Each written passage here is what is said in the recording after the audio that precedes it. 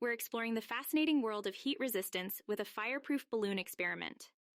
This simple demonstration will reveal the principles of heat transfer and thermal conductivity.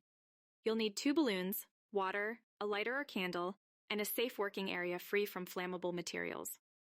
First, blow up 1 balloon with air and tie it. For the second balloon, fill it 1/3 with water before inflating and tying it. Begin by holding the lighter or candle near the bottom of the air-filled balloon. Notice how it pops almost instantly due to the heat.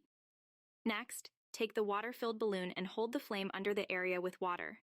Watch in amazement as the balloon remains intact, even when exposed to the flame for several seconds. Why does this happen?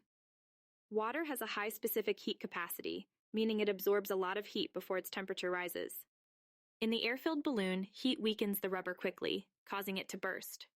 In contrast, the water-filled balloon transfers heat to the water, preventing the rubber from overheating and popping. This principle is why firefighters use water to absorb heat in fires. Cooking pots often contain water to prevent burning. Spacecraft use heat shields to distribute heat and avoid damage. This experiment powerfully illustrates heat transfer and material properties.